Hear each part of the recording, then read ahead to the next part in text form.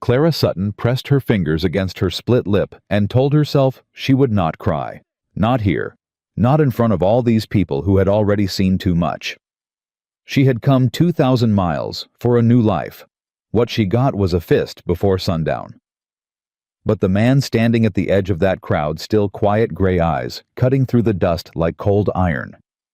He wasn't looking at her the way the others were. He was looking at Jebediah Rooker, and his hand had already moved to his gun. If this story already has your heart racing, hit that subscribe button right now and drop your city in the comments below. I want to see just how far this story has traveled. Now let's go back to where it all began.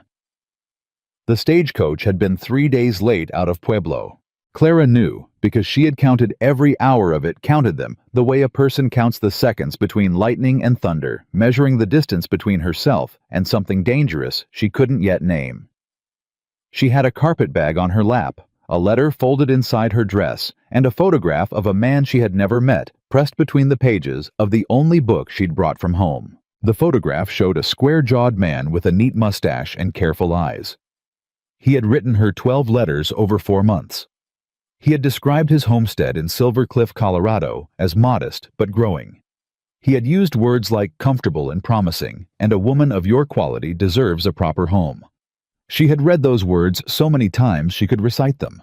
She was reciting them to herself when the coach rolled into Silver Cliff on a Tuesday afternoon in the first week of July, the sun hammering the earth like it had a personal grievance against everything beneath it, and Jebediah Rooker was standing in the street waiting for her. He looked nothing like the photograph. The man in the photograph had careful eyes. The man in the street had hungry ones. He was broader through the chest than she'd expected, with a jaw that hadn't met a razor in days, and a way of standing that took up more space than was necessary. Boots planted wide thumbs hooked in his belt. Looking at her the way a man looks at a piece of livestock he's already paid for and is checking for flaws. "Clara Sutton," he said. Not a question. "Yes, sir." She stepped down from the coach without waiting for the driver's help, because something in Rooker's posture told her waiting was weakness here. "You're smaller than I pictured." He said it flat like a complaint. "And you're different than your photograph," she said before she could stop herself. Something moved across his face. Not amusement. "Get your bag," he said. "On't." The town of Silver Cliff, in the summer of 1883, ran hot and loud and full of men with money to spend, and laws they chose not to follow. The main street was a churn of boots and wagon wheels, saloon noise bleeding out into the afternoon miners, with dust-caked faces moving between the assay office and the nearest whiskey. There was a church at the end of the street, and a jail beside it, and Clara noticed the jail looked considerably more used. Rooker walked 3 paces ahead of her and didn't look back. She carried her own bag. She told herself this was nothing. She told herself he was nervous, maybe first meetings being awkward things. She told herself the way her stomach had tightened when he'd looked at her was just travel exhaustion and July heat. She told herself these things until they were past the edge of town, and none of the other things she'd told herself on the journey west had come true either. And she understood she had a talent for believing what she needed to believe. His wagon was tied to a post outside a feed store. He threw her bag into the bed without ceremony and climbed up front. She climbed up herself again without help, and he turned the horses north before she had fully settled. "What's the land like?" she asked. "Your homestead." "Flat enough," he said. "Your letters mentioned. I know what my letters mentioned." She looked at his profile, the set of his jaw, the way his hands held the reins, not with the easy grip of a man comfortable with horses, but tight, white-knuckled like he was fighting something.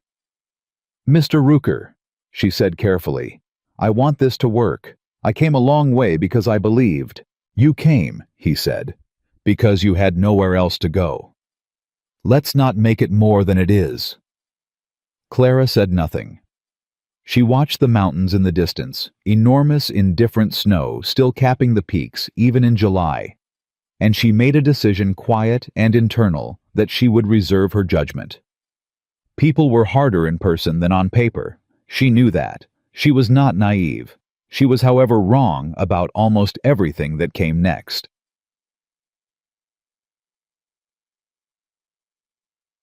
The homestead was a two-room cabin that smelled of old grease and unwashed laundry. There was a cook stove, a table with one chair pulled up to it, and a cot in the back room that she understood was meant for her. She put her bag down. She looked at the single chair. "I'll need another chair," she said. "You'll eat when I'm done," Rooker said. She turned to look at him. He was watching her with that same flat assessment from the street, and something in her went very still. "That isn't," she began. "You're going to want to learn fast," he said, "how things work here. I'm a patient man, Clara, but patience runs out. You're here to keep this house, cook my meals, and not cause me trouble. That's the arrangement." "That is not what your letters described." "My letters got you here," he said simply. That was the point. The silence in the cabin was absolute. She heard her own heartbeat. She heard the creak of the floor under his boots as he moved to the table and sat down, and she understood with complete clarity that she had made a catastrophic mistake and that there was no one within 100 miles who would help her. "Make supper," Rooker said, and opened a newspaper like the conversation was over. She lasted 4 days. Not because she was weak, because she was calculating. She kept her head down and her eyes open and her ears sharp, and she learned the shape of his anger, the way you learn the shape of weather, the early warning signs, the moments of pressure change before the storm.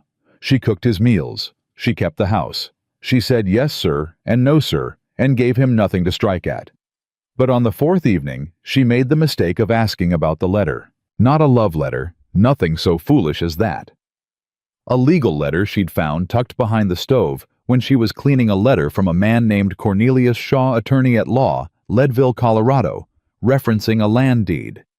The name on the deed wasn't Rooker's. It was her father's. Her father, Thomas Sutton, who had died in March and left her nothing, or so she'd been told. Who had sent her a letter 2 weeks before his death that she hadn't fully understood, rambling and urgent, telling her there was something in the West worth finding, that she needed to be careful, that not everyone was who they claimed to be. "Mr. Rooker," she said, the letter in her hand, "whose land is this?" He looked up from his plate. He looked at the letter. The change in his face was instantaneous and total. "Where did you find that?" His voice had dropped to something very quiet, which she had already learned was more dangerous than loud. "Behind the stove. I was cleaning." "That is none of your concern." "It has my father's name on it." He was on his feet before she finished the sentence. She took a step back, and her shoulder hit the wall, and she held on to the letter, because letting go of it felt like letting go of the only thing she had. And he grabbed her wrist, and the pain was sharp and immediate, and she did not cry out, because she would not give him that. "You don't know anything," he said low and close. "You don't ask about that letter. You don't think about that letter. You forget you ever saw it. Do you understand me? You're hurting my wrist. Do you understand me?" "Yes," she said, because her wrist was bending at an angle it wasn't meant to bend, and survival was more important than pride. He let go, stepped back, smoothed the front of his shirt like nothing had happened. "Good girl," he said. She kept the letter. She hid it inside the lining of her carpet bag, sewn in with her mother's thimble and a lock of hair she'd kept from her father's funeral. She hid it, and she did not think about it where her thoughts could show on her face, and she waited. The next morning, he struck her. Not for the letter she'd been careful, for the biscuits which she had made from a recipe her mother had taught her, and which were by any reasonable measure perfectly good biscuits. He said they were dense. She said she was sorry. He backhanded her across the cheek hard enough to knock her sideways into the cook stove, and the hot metal burned her forearm, and she stood up straight and turned around and looked at him, and did not say a single word. That silence seemed to surprise him. He left without breakfast. She stood in the cabin alone and pressed her burned arm against the cold water in the wash basin, and thought with total clarity, "I will not die in this cabin. I will not die for this man. I will find a way out." She went into town that afternoon on the pretense of needing flour. Rooker's horse was at the saloon, and he wouldn't be out before dark. She walked the main street of Silver Cliff with her cheek bruised and her arm bandaged under her sleeve, and she went to every person who looked like they might help. The dry goods merchant looked at her bruise and looked away. The woman outside the seamstress shop shook her head and went inside. The deputy sheriff, young, soft-faced, with eyes that couldn't quite meet hers, told her that domestic matters between a man and his intended were outside the law's concern. "We're not married yet," Clara said. "Ma'am," the deputy said, "I'd advise you to sort that out with Mr. Rooker directly." She walked out. She stood in the street in the full force of the July sun and understood that Silver Cliff had decided she was Rooker's property, and no one here intended to tell him otherwise. That was when she heard the voice. It came from the far end of the street outside the livery, and it was unhurried and low, and carried the kind of authority that doesn't need to raise itself to be heard. "Boy," the voice said, "you touch that horse again, and I'll take your hand off at the wrist." She turned. There was a young man, barely 17, all elbows and bad judgment, backing away from a buckskin horse tied at the livery post, hands raised, face white. And there was the man who had spoken tall, somewhere in his middle 30s, with the lean build of someone who lived hard and ate only what was necessary, dressed in range clothes that had seen serious use. Dark hair under a battered hat. A face that the sun and wind had carved into something angular and uncompromising. Gray eyes. He was looking at the boy with calm, complete certainty. The look of a man who has said a thing once and has no interest in saying it again. The boy ran. The man watched him go. Then, without any particular hurry, he turned and went back to checking the buckskin's left foreleg, running his hand down the leg, with the focused attention of someone who cares for things that are in his care. Clara was staring. She knew she was staring. She told herself to stop. She did not stop. He looked up. Not at her at first, at the street in general. The practiced scan of a man who keeps track of his surroundings, and then his eyes found her and stopped. She watched him see the bruise. It wasn't a flinch exactly. More like a stillness, very brief, the way a man goes still when he's registered something that troubles him and is deciding what to do about it. He straightened up. He was considerably taller than she'd estimated from a distance. "Ma'am," he said. A nod. "Sir," she said. A pause. The street noise continued around them, wagon wheels, saloon piano men calling to each other across the dust. They were standing in the middle of all of it, and somehow outside of it at the same time. "You all right?" he asked. The question was simple, direct. No pretense of not having seen the bruise. No polite avoidance, no looking away. He asked it the way someone asks when they actually want to know the answer, and Clara had not encountered that quality in Silver Cliff in 5 days, and it hit her harder than she expected. "I'm fine," she said. He looked at her for a moment. "That's a no," he said. She opened her mouth, closed it. "Gideon Hayes," he said. He didn't offer his hand, just his name, standing easy with his hat brim shading those gray eyes. "Clara Sutton. You're new here. 4 days. Who brought you in?" She hesitated. "Jebediah Rooker." Something happened in Gideon Hayes' face. Not dramatic, it never was. She would learn with this man, but a slight adjustment, a compression around the eyes, like he'd just confirmed something he'd hoped not to confirm. "Mail order?" he asked. The directness of it should have offended her. It didn't. "Yes." "And the bruise?" "I told you I'm Clara." He said her name like he'd known it a long time, like it was a word he was used to being careful with. "I've known Jebediah Rooker for 6 years. I know what he is. You don't have to dress it up for me." She looked at him. This stranger with his gray eyes and his battered hat and his total settled calm. "He hit me this morning," she said. "Over biscuits." Gideon Hayes said nothing for a moment. "Over biscuits," he repeated, quiet as breath.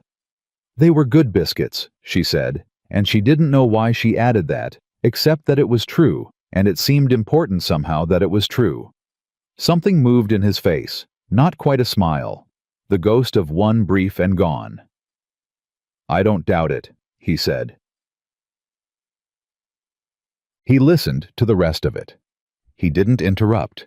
He didn't offer opinions, or tell her what she should have done differently, or look at her with the particular expression of a man cataloging another person's foolishness.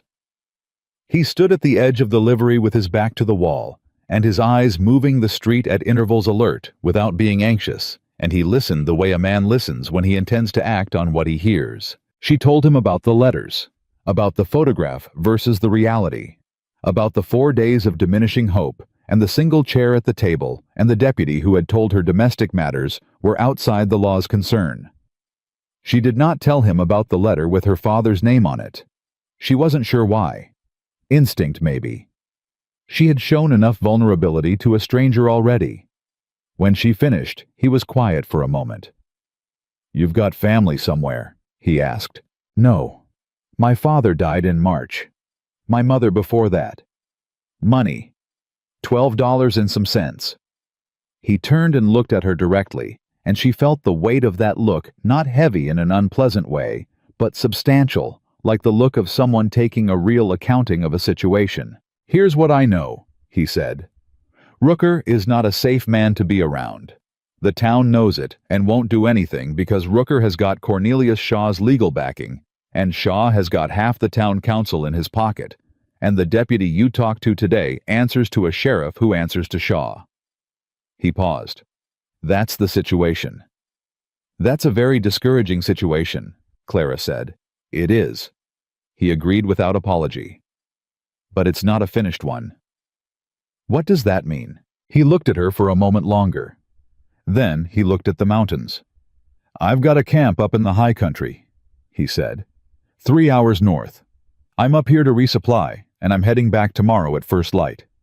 He looked at her again. "I'm not in the habit of making offers, I don't mean, and I'm not in the habit of leaving people in situations like yours without saying something about it.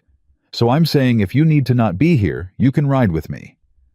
Clara stared at him. "You don't know me," she said. "No." "I could be anything. Anyone." "You could," he said. "I reckon I'll take the chance." "Why?" The question hung between them, genuine and slightly desperate, because she needed to understand it. She had been deceived once already by a man who'd shown her only his best face, and she was not going to be deceived again without at least asking the question. Gideon Hayes looked at the bruise on her face, then at her eyes. "Because somebody should have said something 5 days ago," he said, "and nobody did. And that's a debt this town owes you that I'm not willing to let stand." She said nothing. He picked up the buckskin's lead rope and began walking toward the water trough. "I'll be at the livery at first light," he said without looking back. "It's your choice, Miss Sutton. It always will be." She went back to the cabin. She cooked supper and set the table for one and kept her face blank and her hands steady, while Rooker ate and told her she'd oversalted the beans, which she had done deliberately, though she gave no sign of it. After he went to bed, she sat at the table in the dark, with her carpet bag open in front of her. She took out the letter. Read it again by the thin light of a dying candle. Her father's name. A land deed. Cornelius Shaw. She pressed the letter flat, folded it carefully, put it back in the lining. She looked at the $12 and some cents. She looked at the door. She thought about Gideon Hayes standing at the edge of the livery with his gray eyes and his settled, unshakable calm, saying, "I'm not in the habit of making offers I don't mean." She thought about the deputy's face carefully avoiding hers. She thought about the seamstress going inside. She thought about Rooker's hand on her wrist. She packed only what was necessary. Everything that mattered fit in her arms. She left the rest. She did not look back at the single chair. She was standing outside the livery in the dark hour before dawn, her carpet bag at her feet, and the stars blazing overhead in that enormous Colorado sky, when she heard boots on the hard-packed ground behind her, and she turned with her heart in her throat, certain for one terrible second that it was Rooker, and it was Gideon Hayes, with the buckskin already saddled, and a second horse on a lead rope, a good-tempered bay mare, who turned her head and regarded Clara with calm, ancient eyes. He stopped when he saw her, looked at her a moment. "Didn't know if you'd come," he said. "I didn't know either," she said honestly. He nodded like that was the right answer.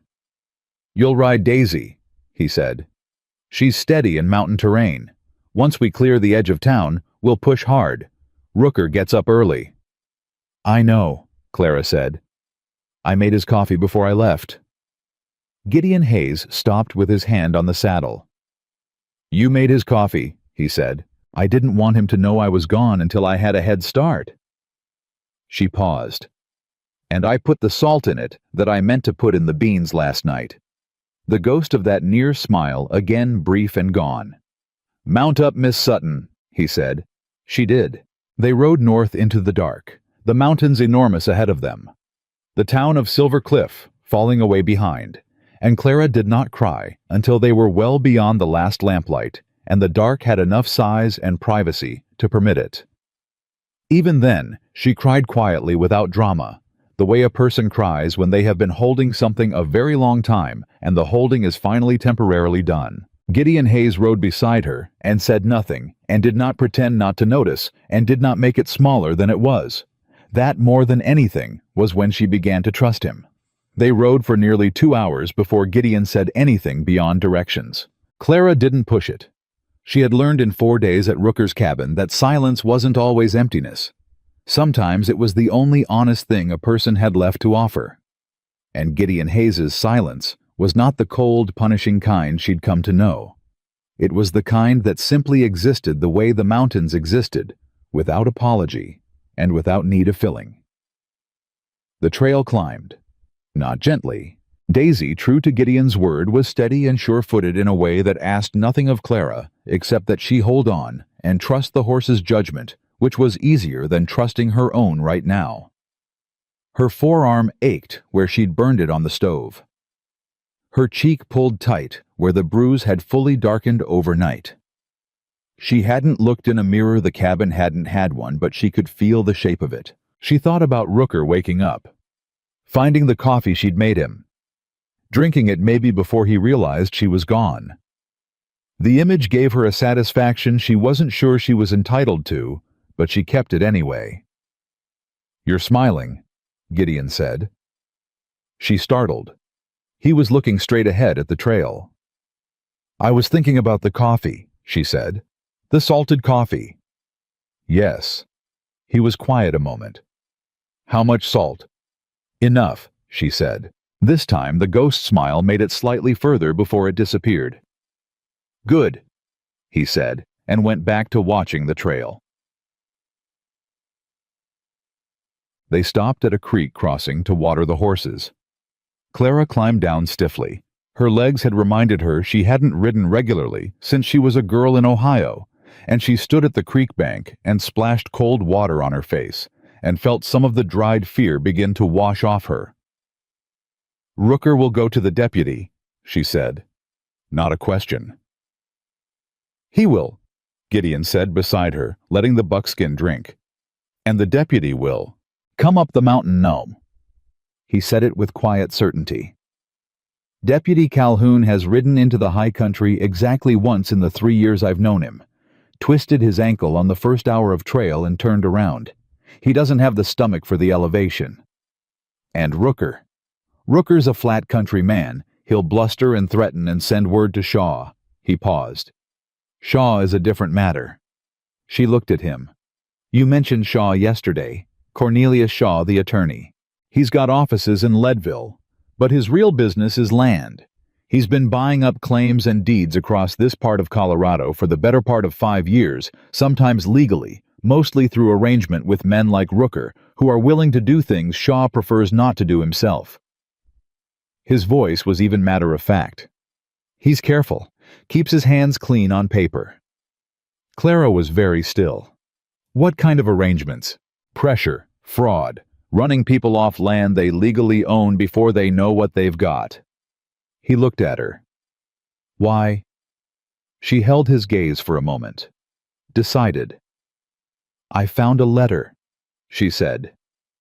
"In Rooker's cabin, behind the stove. It was from Shaw, referencing a land deed." She kept her voice steady. "The name on the deed was my father's." Gideon Hayes went absolutely still. Not the easy stillness she'd come to associate with him. A different kind. The stillness of a man who has just watched two separate things click together into a shape he recognizes and does not like. "Your father," he said. "Thomas Sutton." She blinked. "You know his name. I know the deed." His jaw tightened, barely perceptible. "There's a silver claim in the upper valley, northern face of the ridge. It was registered 18 months ago to a Thomas Sutton of Columbus, Ohio." He looked at her. "Your father registered that claim, Clara. It's a good one. Maybe one of the better unworked veins in this district." The creak noise was the only sound for a moment. "He never told me," she said. "He never—" She stopped, thought about the letter. The rambling, urgent letter 2 weeks before he died. Something in the West worth finding. Be careful. Not everyone is who they claim. "He tried to," she said quietly. "I didn't understand what he was telling me." "He died in March," Gideon said, flat, putting it together. "Shaw would have known the claim existed. He'd have been watching for heirs." "And Rooker's letters started before your father died, didn't they?" His voice was steady, but there was an edge beneath it now, held in check but present. "I'd wager they started the day Shaw found out Thomas Sutton had a daughter." The full shape of it landed on her all at once. She had not been chosen for a wife. She had been chosen for a signature. Rooker needed her name on a transfer of her father's estate, which included a silver claim worth more money than she could picture, and the most efficient way to get her signature was to get her to Colorado. First, isolated and frightened and dependent on a man who'd already established that her options were zero. She had been purchased. Not for herself. For what she could sign away. "He would have needed me to sign something," she said. "That's why he brought me here." "That's why Shaw arranged it," Gideon said. "Rooker's just the arrangement." She was quiet for a moment. Her hands were completely steady, which surprised her. She had expected them to shake. "I have the letter," she said. Gideon looked at her sharply. "I kept it. It's in my bag." Something shifted in his face. "That letter is evidence," he said. "Shaw will want it back. Badly." "Good," Clara said.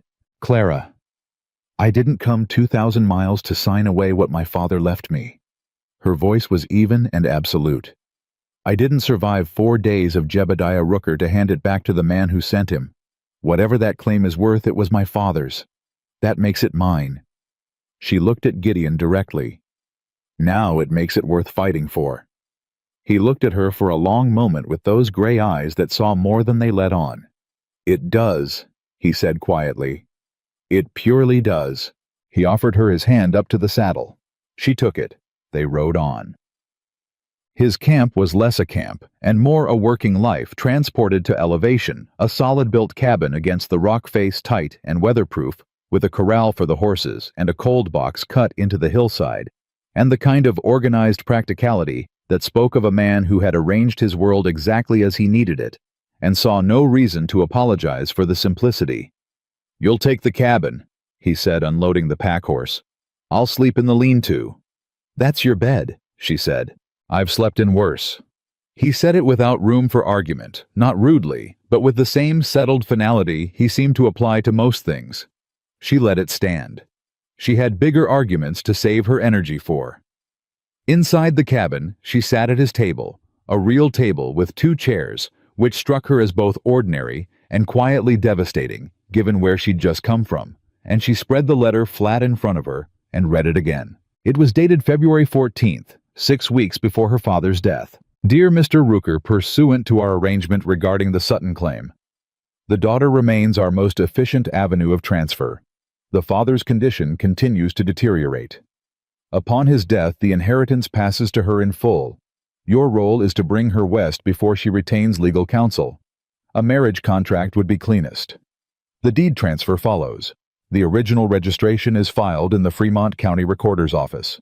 Shaw, clean, businesslike, arranging her life like a property transaction."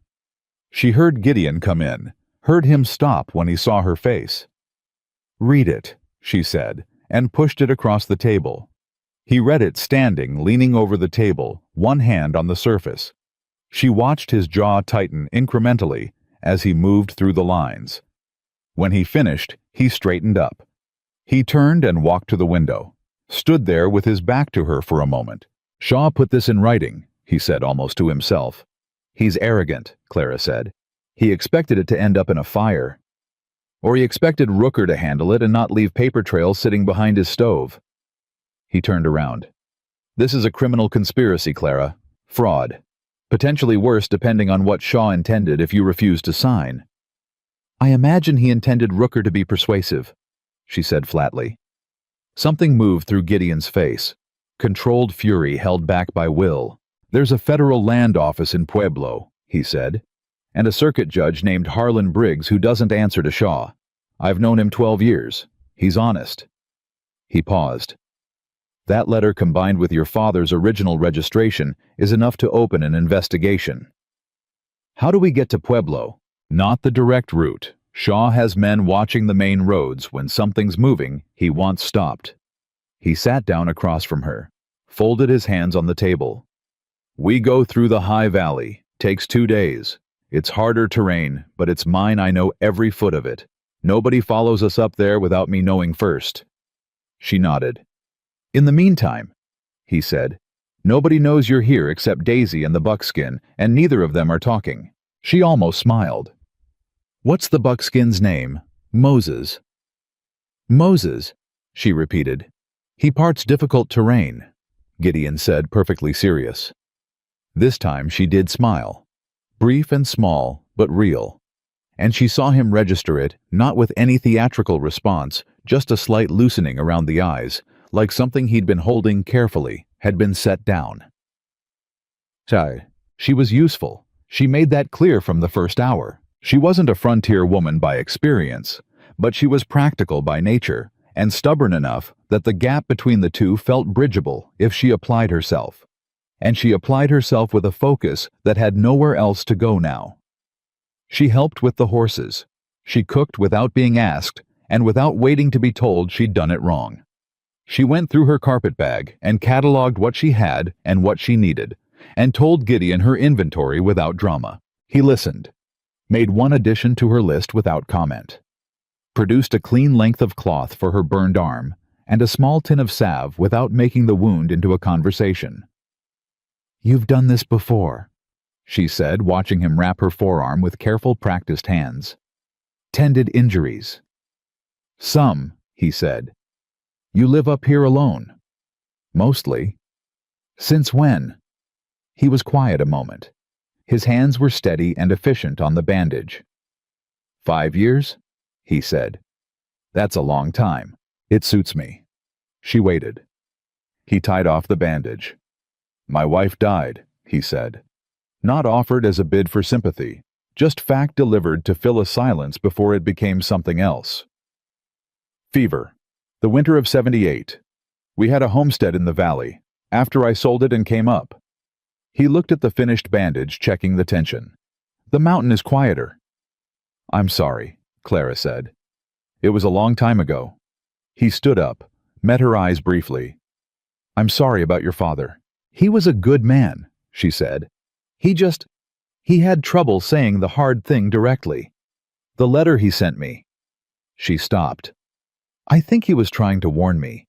He just couldn't bring himself to say outright that someone might try to use me to take what he'd left. She paused. He'd have hated knowing he was right. Gideon looked at her. He registered that claim, paid the fees, filed the paperwork through proper channels. He said it with deliberate weight. He did it right. He was making sure you had something. Don't let anyone take that from him. She held that. Let it settle. I won't, she said. Yacht. The trouble started before dark. Gideon had gone to check the north perimeter. He had a pattern she'd noticed of moving the boundary of his awareness outward at intervals, checking things she couldn't yet read the signs of when she heard the horses react. Not panicked. Ears up, heads lifted. Alert to something. She went to the door. Looked down the trail. A rider. Single. Moving slow and deliberate the way a man moves when he wants to be seen approaching and not mistaken for a threat. She recognized the horse before she recognized the man.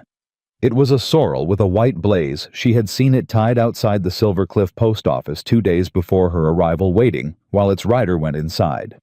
The rider was a young man in his mid-20s, lean and road-worn, with a deputy's star on his shirt that she recognized as Fremont County issue, not the Silver Cliff Town badge. Different jurisdiction entirely. He pulled up 20 feet from the cabin and held both hands loose and visible. "Hello, the house," he called. "Name's Deputy James Whitfield, Fremont County. I'm not here for trouble. I'm looking for Gideon Hayes." "He's not here," Clara said. "Ma'am." He tilted his hat. "With respect, that's his buckskin in the corral." She said nothing. "I know who you are, Miss Sutton," Whitfield said. "And I know what Rooker is. I rode up here because there's something you need to know before you ride into Pueblo." He paused. "Judge Briggs sent me." Gideon's voice came from behind her and slightly to the left, which meant he'd come around the uphill side of the cabin and been watching Whitfield approach for longer than she'd been aware of. "James," he said. "No alarm, just acknowledgement." Whitfield exhaled. "Gideon, I've been riding since before sunup." "Come down," Gideon said.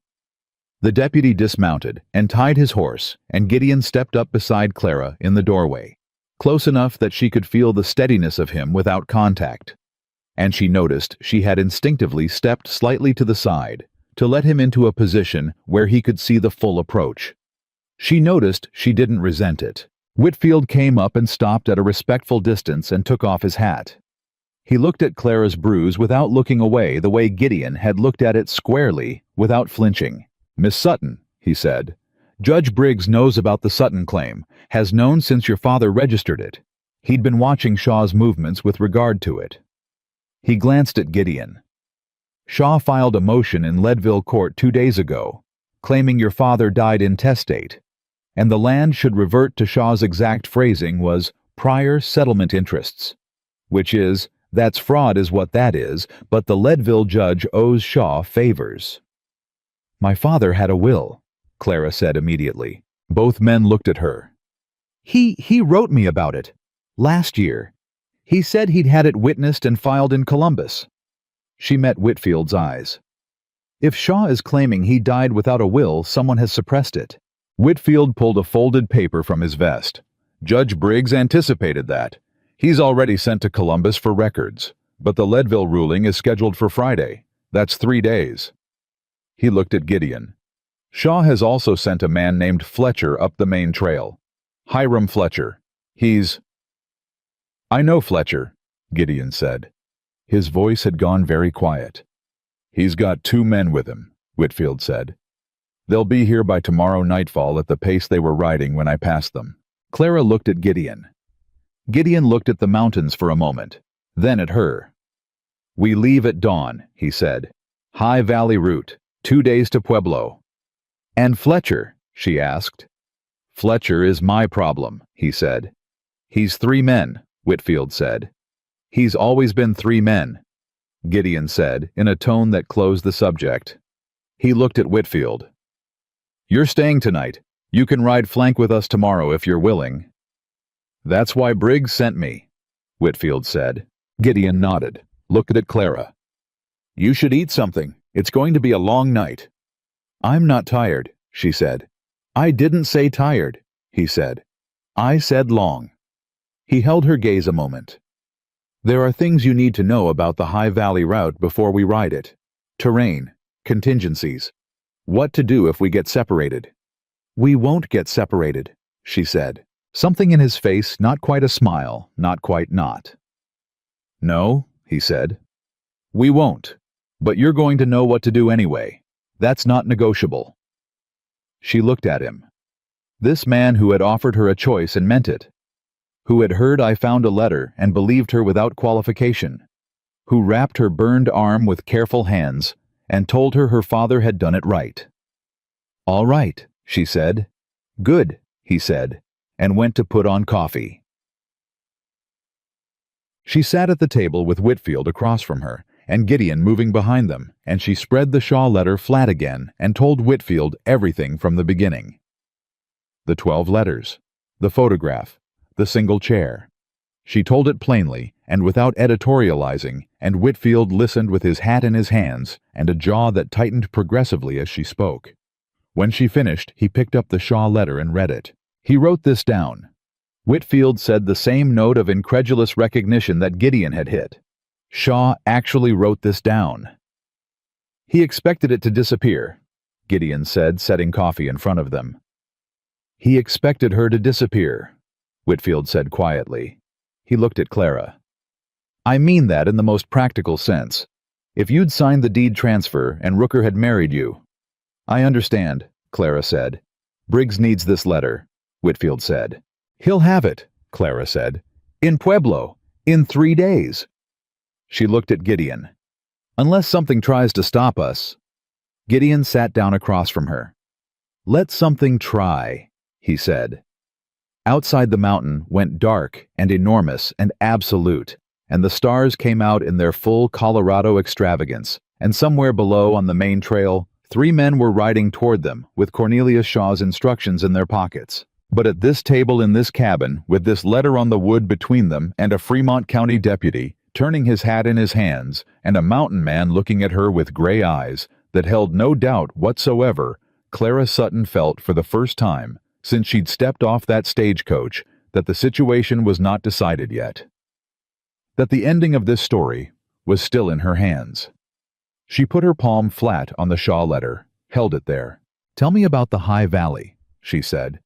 Tell me everything.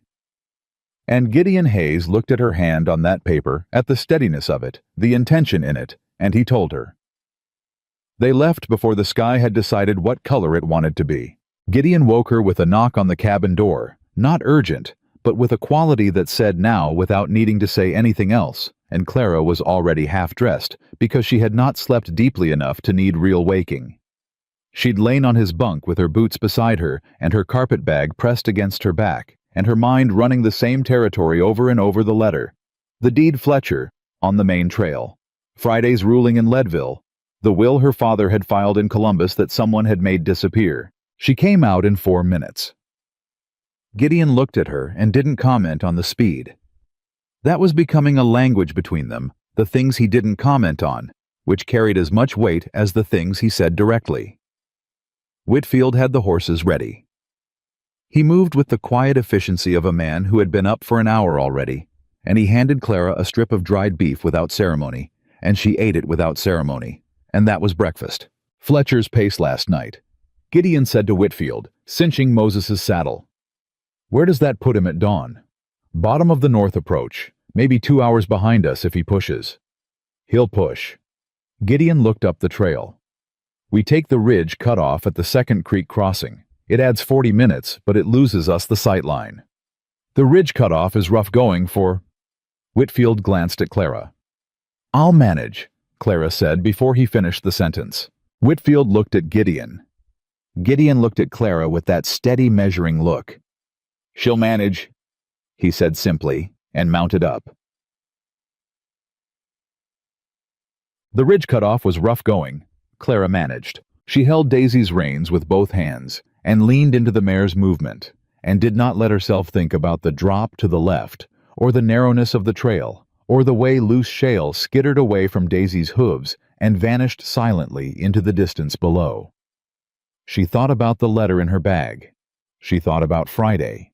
She thought about her father's handwriting on the registration document she'd never seen, careful and deliberate filing the paperwork right, doing it right, trying to leave her something worth having. She did not fall.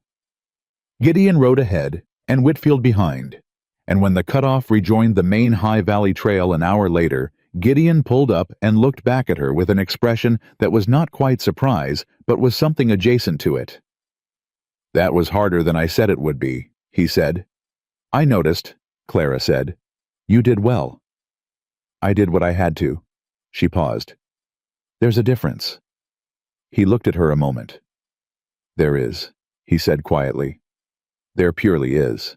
Whitfield made a sound that might have been a cough, and might have been something else. Neither of them looked at him. They were an hour into the High Valley, the trail widening, and the going easier when Clara heard it. She heard it before either of the men reacted, a sound below the normal mountain noise carried on the updraft there and gone. She pulled Daisy up. "Someone's behind us," she said. Gideon had already stopped. He'd heard it too. He sat perfectly still on Moses' head, slightly tilted eyes on the ridgeline behind them. "One horse," he said. "Moving fast. That's not Fletcher's group. Single rider." Whitfield's hand went to his holster. "Moving like he knows the terrain." Gideon looked at a narrow break in the rock to the right. "Take that gap, both of you. I'll wait here." "Gideon," Clara started. "It could be a scout he sent ahead. If it is, I want him to see one rider, not three." He looked at her with absolute calm. "Go." She went. She took Daisy into the gap and pressed close to the rock wall, and Whitfield came in behind her, and she could see through a narrow angle of open space, Gideon on Moses in the middle of the trail, relaxed like a man who had simply stopped to rest his horse. No tension in his posture, nothing to read. The rider came around the bend at a canter and pulled up hard when he saw Gideon. Clara went cold, then hot. It was Rooker, not Fletcher, not a hired man. Jebediah Rooker himself on a roan horse she didn't recognize with a rifle in a saddle scabbard and 3 days of additional fury compressed into the set of his face. He'd ridden harder than she'd have thought him capable of. He'd found the High Valley route, which meant someone had told him someone who knew the mountain, who knew Gideon's patterns. "Hayes," Rooker said. "Jebediah." Gideon's voice was exactly the same as it always was. Even, unhurried. "You've got something that belongs to me." "I've got my horse and my rifle and about $4 in my left pocket," Gideon said. "Nothing of yours." "You know what I'm talking about." "I expect I do." A pause. "She doesn't belong to you, Jebediah. She never did." Rooker's hand moved toward the rifle. "That woman has a letter that is legal property connected to a legitimate land transaction, and I want it back. You hand her over, and this ends clean." "It ends clean right now," Gideon said. "You turn around and ride back down, and we don't have a problem that can't be settled in a courtroom." "I'm not going to a courtroom?" "No," Gideon said. "I don't imagine you are." A pause. "Because a courtroom is the one place Shaw can't protect you, and you know it." Rooker's face changed. Clara could see it even from the gap, the calculation running behind his eyes. The anger fighting the fear, fighting the calculation, and the calculation was losing to the anger, which was the most dangerous configuration. "Last chance, Hayes. Send her out." "No." The word was one syllable, flat as iron. Rooker's hand closed on the rifle, and Clara did something she had not fully decided to do until she was already doing it. She walked Daisy out of the gap into the open, into the sight line between the two men. "Mr. Rooker," she said. Both men looked at her. She kept her voice steady. Her hands were steady too.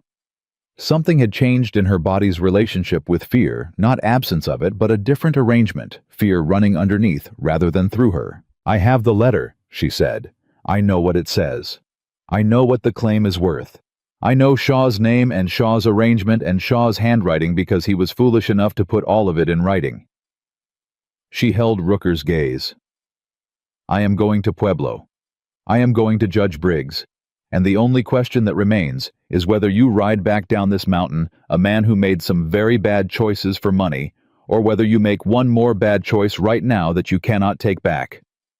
Silence. Rooker stared at her. She had spent 4 days learning to read him, and what she read in his face right now was that he had not expected her to be standing here. He had built a picture of her, the frightened woman from Ohio, the one who'd said yes, sir, and kept her eyes down, and the woman in front of him did not match that picture at all. Good, she thought. Let him recalculate. Let him. "You don't know what you're doing," Rooker said. His voice had changed too, quieter, which she knew was not an improvement. "I know exactly what I'm doing," she said. "That's new. I'll grant you that." Rooker looked at Gideon, back at her, at the rifle scabbard. "Don't," Gideon said. One word. So quiet it was barely sound. Rooker's hand came away from the rifle. He held it open and visible, and something went out of his posture, not the anger, but the forward momentum of it, the intent. The calculation had won after all. "Shaw will bury you," he said to Clara, not a threat, almost a warning. "He'll try," she said. Rooker looked at her a long moment. Then he turned his horse. He rode back the way he'd come without another word, and Clara watched him go until she couldn't hear the hoofbeats anymore, and then she let out the breath she'd been holding for about 90 seconds, and her hands shook briefly before she stilled them. Gideon turned Moses and looked at her. He did not say that was reckless, or you should have stayed hidden. He looked at her with those gray eyes and said nothing for a moment. Then, "Where'd that come from?" "I don't entirely know," she said honestly. "It worked," Whitfield said, riding out of the gap with an expression somewhere between impressed and deeply unsettled. "This time," Gideon said. He was still looking at Clara. "Fletcher is not Rooker. Fletcher doesn't recalculate." He paused. "When we meet Fletcher, you stay back. That is not negotiable." "All right," she said. He held her gaze another moment, checking something, and whatever he found there seemed to satisfy him. "We ride," he said. "May." They made the halfway point of the valley by early afternoon, and stopped to rest the horses at a natural shelter in the rock, a place Gideon knew by name, which he called the Notch, which was exactly what it was, a deep cut in the rock face that provided cover on 3 sides, and a clear view of the approach trail from 100 yards out. Whitfield took the horses. Gideon sat with his back to the rock and his eyes on the trail. Clara sat beside him and unpacked the Shaw letter for what she had come to think of as her regular review each reading, finding something new, some additional layer of contempt in Shaw's careful legal phrasing. "The will," she said. "If Shaw suppressed my father's will, that's a federal crime," Gideon said. "Document fraud connected to a land claim crosses into federal jurisdiction.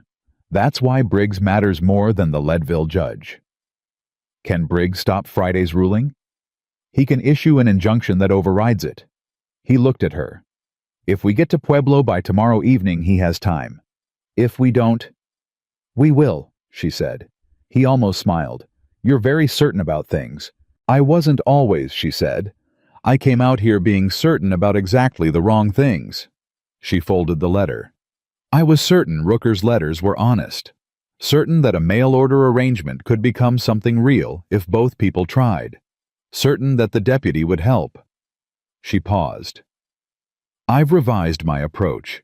Now I'm only certain about things I can touch." He was quiet a moment. "What can you touch?" "That letter. The deed registration my father filed. You." She stopped, aware of how that had landed, but she held it rather than retreating from it. "Your word. The way you said you don't make offers you don't mean." She met his eyes. "Those are the things I'm certain about." Something moved through his face slower this time, less easily controlled than usual. He looked back at the trail. "That's a considerable weight to put on a man," he said. "You carried it before I told you about it," she said. "I'm just naming it." He said nothing. But his posture had shifted slightly, something in the line of his shoulders, a quality of being both more careful and less guarded at the same time. She had learned to read him in small increments, and she read this one and filed it away. Whitfield came back from the horses, looked at the two of them, sat down at a diplomatic distance, and studied the trail with great professional interest. Fletcher came at the Notch from above. That was the first wrong thing, not up the approach trail, the way any reasonable man would come, but from the ridge above, which required knowing the terrain well enough to find the goat path that traversed the upper rock face, which meant Fletcher or one of his men had been on this mountain before. The first shot came without warning or conversation. It hit the rock 3 feet to Clara's left, and the sound was enormous in the enclosed space. And Daisy screamed, and Whitfield was shouting something, and Gideon had Clara by the arm, and was moving her behind the deepest part of the rock overhang before she had fully processed what had happened. "Stay down," he said, and his voice was not loud, but it cut through everything. "Stay behind the rock. Don't move until I say." "There's 3 of them. I know where they are." He looked at her for exactly 1 second. "Trust me." She pressed herself against the rock. He was gone.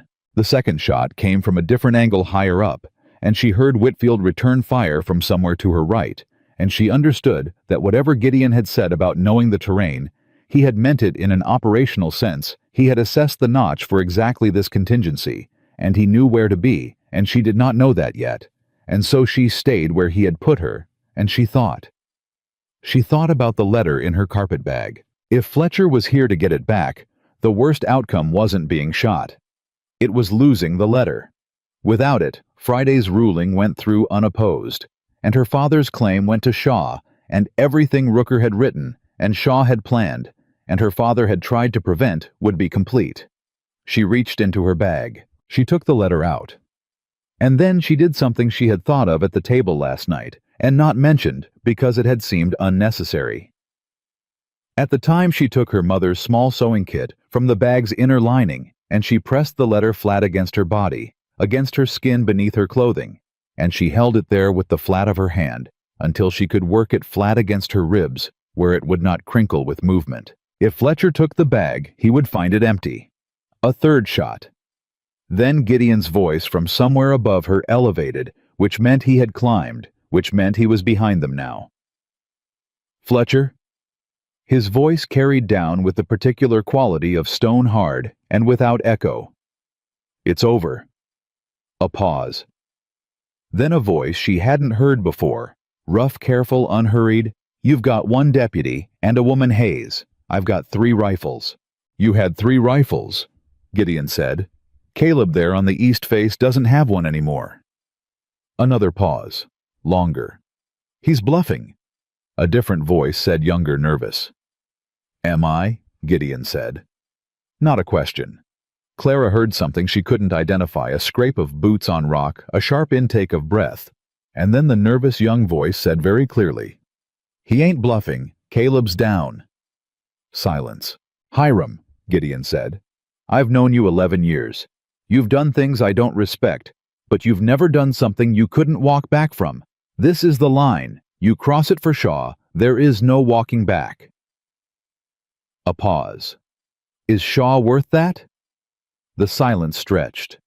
Clara pressed herself against the rock and held her breath, and felt the letter against her ribs like a second heartbeat. "I got paid," Fletcher said finally. His voice had changed. "I know you did," Gideon said. "Ride back down. Leave the money. Whatever Shaw paid you, it's not worth a federal conspiracy charge, and that's where this lands when it goes to Briggs." He paused. "Walk away, Hiram." Another silence, longer than the last, the kind of silence that has a decision in it. "The woman has a letter," Fletcher said. "Shaw wants it." "Shaw can argue his case in court without it," Gideon said. "That's what courts are for." "He ain't gonna like that." "No," Gideon agreed. "He isn't. But that's his problem, not yours." A pause. "Last time, Hiram. Walk away." Clara heard hoofbeats, 1 horse, then 2, moving back up the ridge. Then Fletcher's voice 1 final time, and she could hear in it the surrender of something he hadn't fully decided to surrender until this moment. "This ain't done, Hayes. Shaw doesn't quit." "Neither do I," Gideon said. The hoofbeats faded. Gideon came back down. He had a cut along his forearm. She saw it when he knelt beside her, and he was breathing slightly harder than usual, which was the most physical evidence of exertion she had seen from him. "Are you hurt?" he asked her. "No." She looked at his arm. "You are." "Rock edge. It's nothing." He straightened up, looked at her with that full, direct look. "You stayed down." "You told me to." "I did." Something in his voice. "Thank you." Whitfield came around the rock with his gun still out, and then holstered it with a hand that trembled slightly, and he looked at both of them with the expression of a man who has just experienced something he will be telling his grandchildren about. "Caleb," Clara said. "Is he—" "Unconscious?" Gideon said. "I'll tie him to his horse and send him back down with a note for the county sheriff in Canyon City. He'll live." He paused. "He's 19 years old. Shaw recruited him out of a saloon 6 months ago. Fletcher, Whitfield asked. Gone. For now. He looked at Clara. He meant it. Shaw doesn't quit. We need to move. Clara stood up. She pressed her hand briefly to her ribs, feeling the letter there. I have the letter, she said. Gideon looked at her, at where her hand was pressed. On your person, he said. I put it there during the shooting. She met his eyes. If Fletcher had taken the bag, he'd have found it empty, Gideon said, slowly, processing this. You thought of that, during the firefight. I had time, she said. You told me to stay down. He looked at her for a long moment, with something in his face that was new. Not the ghost of a smile, not the careful warmth she had started to recognize. Something fuller and less controlled there, and then put away with visible effort. Miss Sutton, he said. Mr. Hayes, she said. Whitfield cleared his throat. We should ride, he said. Just professionally speaking, we should ride now. They rode.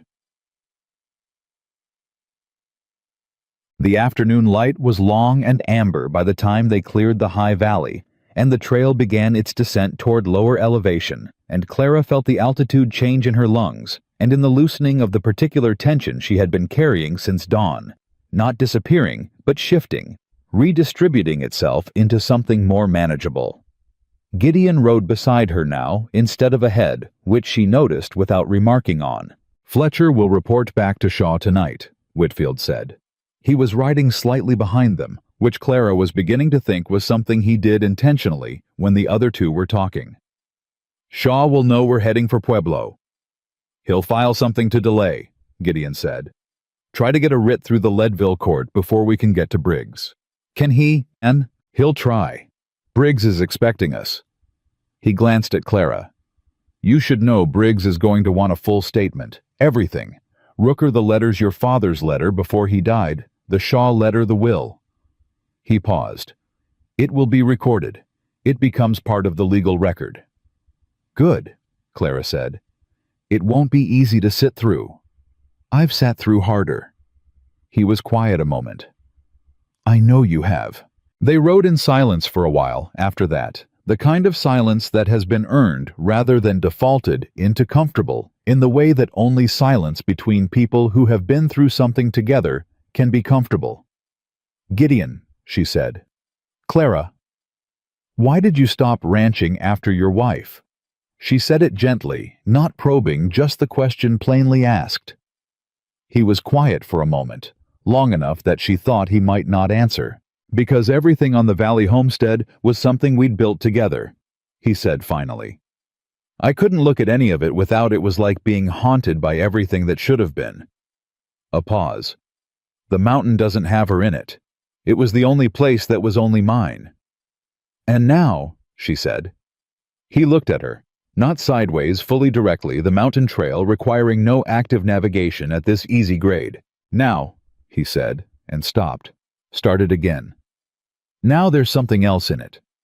He looked back at the trail. I'm still working out what that means. She let that sit between them unelaborated where it belonged. Whitfield behind them very professionally studied a rock formation. They made camp at the tree line as dark came down. Still half a day's ride from Pueblo, and Gideon dressed his arm properly, and Clara made a fire without being asked, and Whitfield produced a folded document from his coat that he handed to Clara across the fire. From Briggs, he said. I was meant to give you this when we were somewhere less eventful. She unfolded it.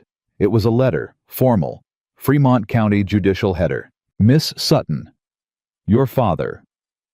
Thomas Sutton executed a last will and testament in Columbus, Ohio, dated January 3, 1883, witnessed by 2 parties and notarized. A copy has been located and is in transit to this court. The original document names you as sole heir to all property and claims registered in his name. It is this court's intention to ensure that inheritance is honored. Come to Pueblo. Judge H. Briggs. She read it twice. Her father had done it right. All of it. He had registered the claim made. The will sent her the warning letter the only way he could manage imperfectly obliquely, the way a man manages things when he is running out of time and is not sure who to trust. He had done everything he could. He had trusted her to figure out the rest. She folded the letter carefully, held it in both hands for a moment. Gideon was watching her from across the fire. "He left me everything," she said. "He did," Gideon said. "He always had trouble saying the important thing directly. I used to—" She stopped, steadied herself. "I used to tease him about it. His letters always buried the real news in the third paragraph." She pressed her lips together. "The letter he sent me before he died. The warning. It was in the fourth paragraph."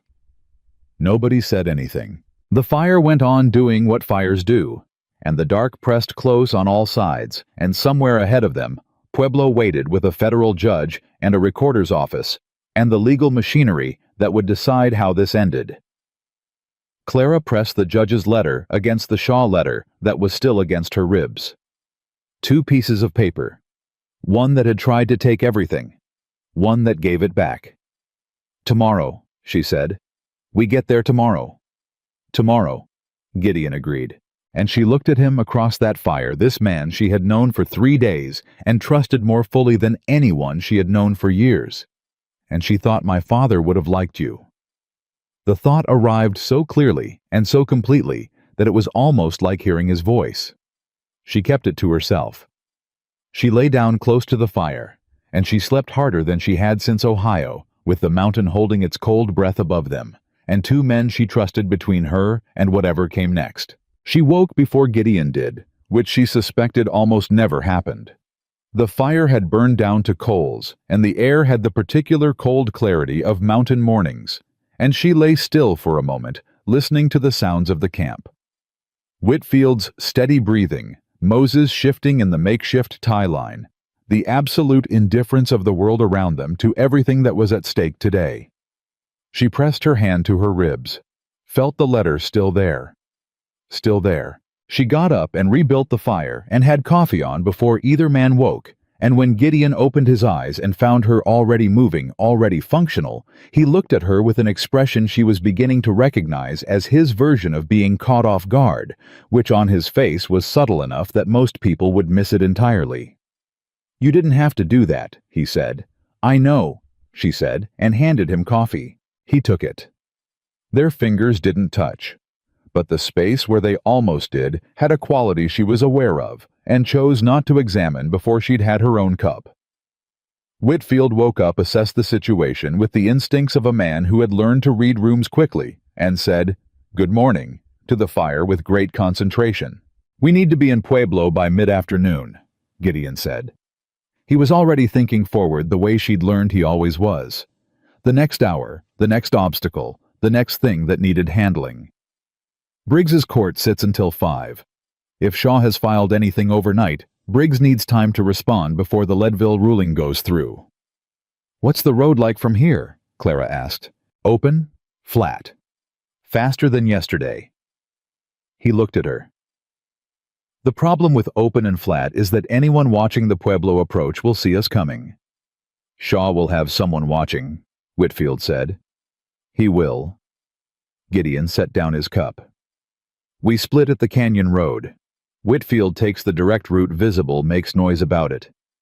Clara and I take the dry creek bed south of the main road. It comes up behind the courthouse." Whitfield looked up. "You want me to be bait.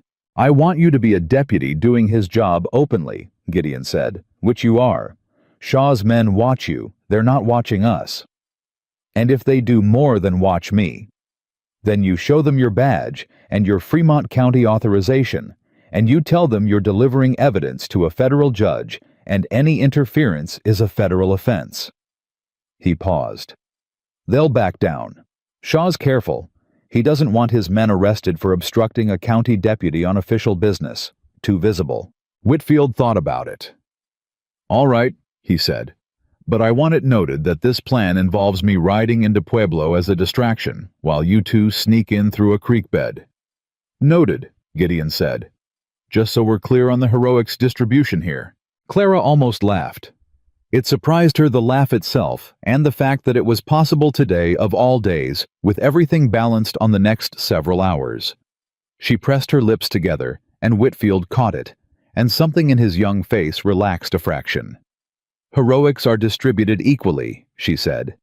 "You get the visible kind." "That's what I thought," Whitfield said, and drank his coffee. They rode hard. The high country fell away behind them, and the terrain opened, and the horses stretched into a real pace for the first time since Silver Cliff, and Clara felt the speed of it in her chest.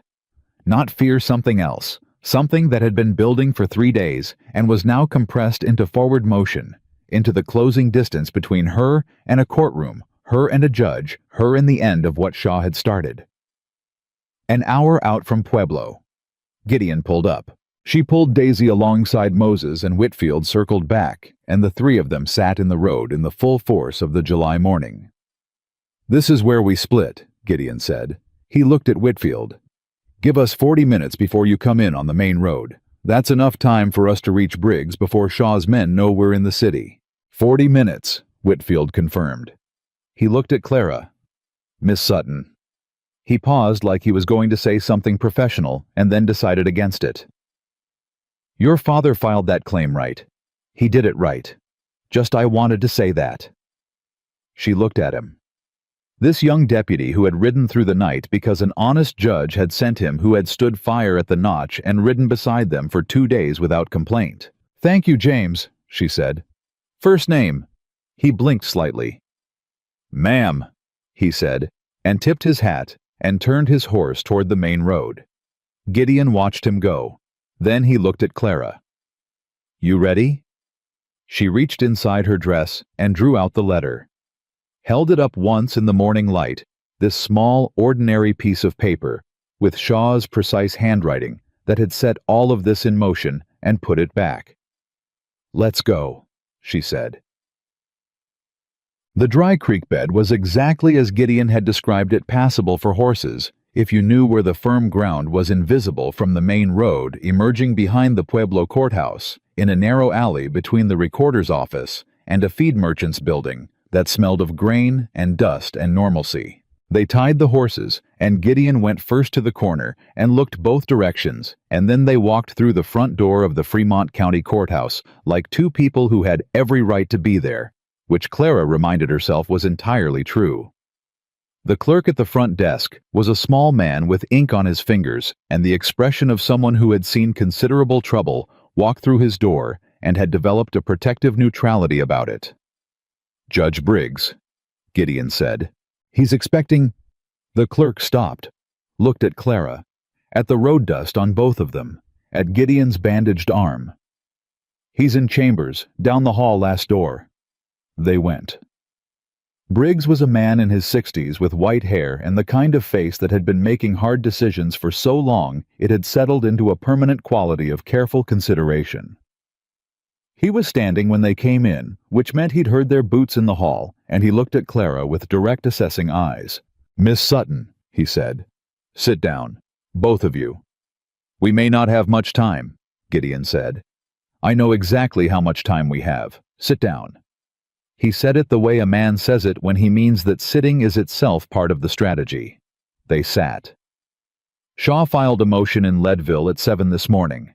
Judge Carver, who is Shaw's man, has scheduled a hearing for 2 o'clock this afternoon to confirm the intestate ruling. "It's 11:40, Clara said. "Yes, which means we have approximately 2 hours to file a counter-motion, present evidence, and get a federal injunction that overrides Carver's jurisdiction." Briggs looked at her. "Did you bring the letter?" She reached into her dress and put it on his desk. He read it. He read it again. He set it down with the careful deliberateness of a man who understands he is holding something significant. "Shaw wrote this," he said. "In his own hand," Gideon said. "And signed it. He expected it to be destroyed." "He expected a lot of things that didn't happen," Clara said. Briggs looked at her over his reading glasses. Something in his expression adjusted a recalibration, the kind that happens when a person you expected to find frightened turns out to be something else entirely. "The will," he said. The copy from Columbus arrived this morning. It's been authenticated. He opened his desk drawer and produced a document thicker than the Shaw letter official looking, in the way that legal documents from Ohio recorders' offices are official looking. Thomas Sutton, dated January 3rd of this year, sole heir, Clara Margaret Sutton of Columbus, Ohio. He looked at her. That's you. That's me, she said. Her voice was steady, entirely steady. Shaw's intestate claim is fraudulent on its face in light of this document. He either knew the will existed and concealed it, or he failed to conduct the basic legal due diligence that his professional position requires. Briggs paused. Given the letter you've just handed me, I think we both know which it is. Suppression of a testamentary document, Gideon said. At minimum, conspiracy to commit fraud. Possibly more depending on what a full investigation finds. Briggs looked at Clara. I need your full statement. Written, signed, today. I'm ready, she said. It will be unpleasant. Judge Briggs, she said. I have been unpleasant for 5 days. I can manage one more afternoon. He looked at her for a moment with those careful eyes. Then he said very simply, Your father was a thorough man, Miss Sutton. He registered that claim correctly, every document in order. No gaps for Shaw to exploit legally, which is why Shaw had to go around the law instead of through it. He paused. I want you to know that. She had been holding herself very carefully for 2 days. Through the ridge cutoff and Rooker on the trail and Fletcher's rifle and sleeping on hard ground and the long miles of the morning.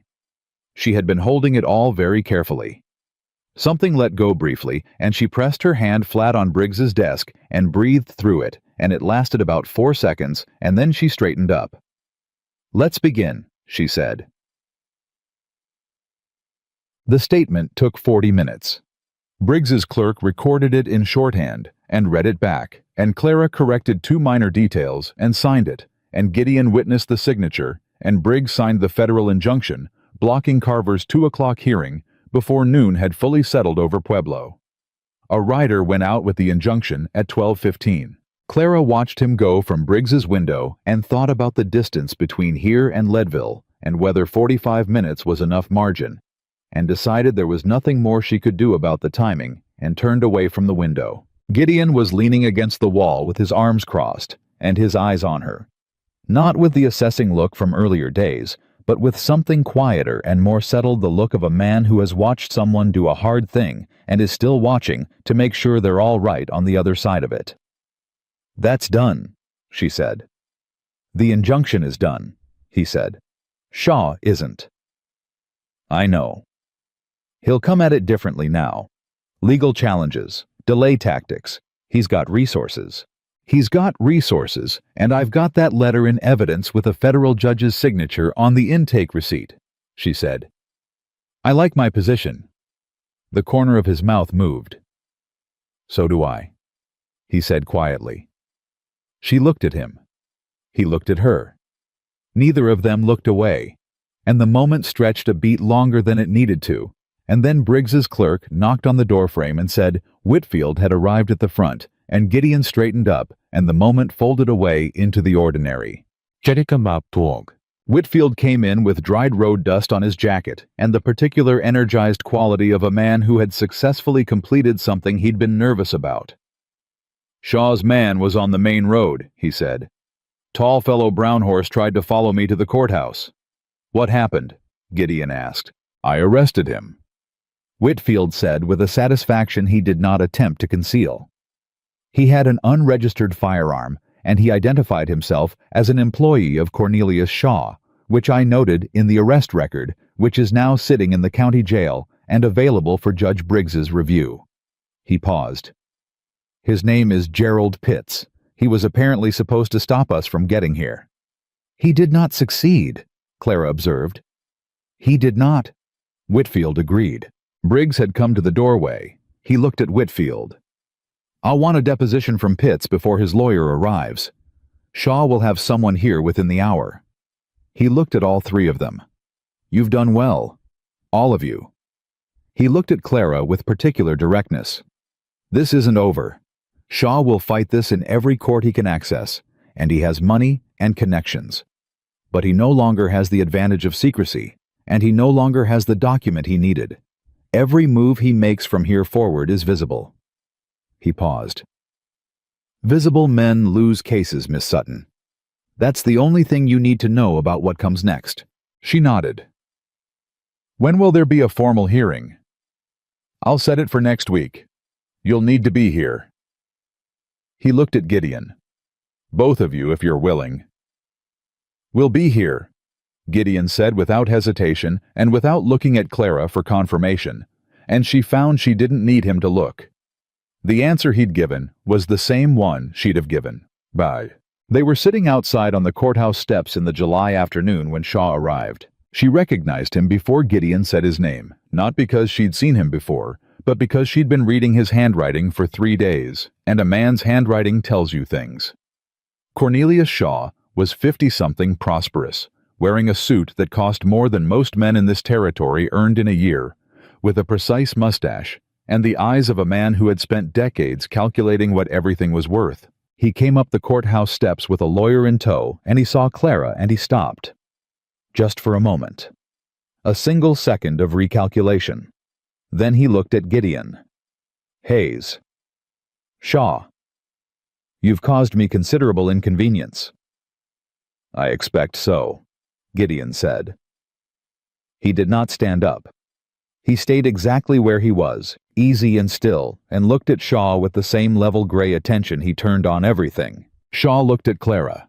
He looked at her the way he'd looked at her in his letter, as a means to an end. A legal instrument, a signature attached to a problem he needed to resolve. Miss Sutton, he said, you've made this considerably more complicated than it needed to be.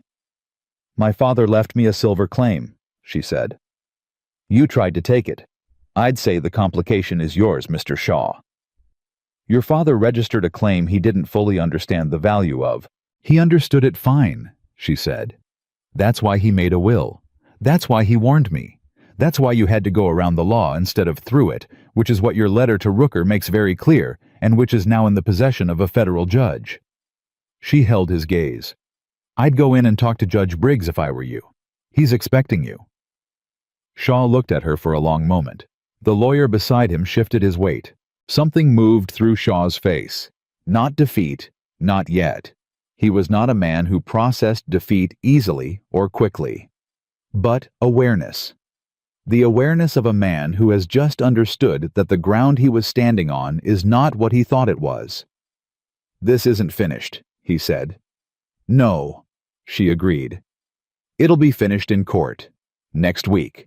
You're welcome to bring your lawyer. She looked back at the street. Beside her, Gideon said absolutely nothing, which was his way of saying everything. Shaw went inside. The lawyer scurried after him. Whitfield appeared in the doorway behind them. Well, he said. I'll be honest, I was not expecting her to say all that. I was, Gideon said. Clara looked at him. He was looking at the street, the same easy profile she'd learned to read in increments. But there was something in the set of it now, something that hadn't been there on the first morning outside the livery. A quality of companionship so settled it had become structural part of how he was holding himself. Were you? She said. He turned and looked at her. Full direct, the gray eyes open in a way she had come to understand was not his default state with most people, and was with her becoming something closer to natural. From about the second day, he said, when you told me they were good biscuits. She stared at him. That's when you knew, she said. A woman who's just been hit over biscuits and still has the presence of mind to insist they were good ones. He stopped. The ghost smile had become a real one, brief, but unmistakable. Yes, that's when I knew.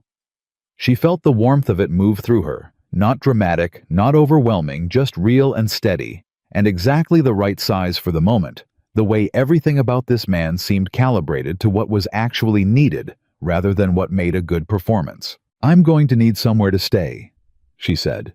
While the case is pending, I can't go back to Silvercliff. No, he agreed.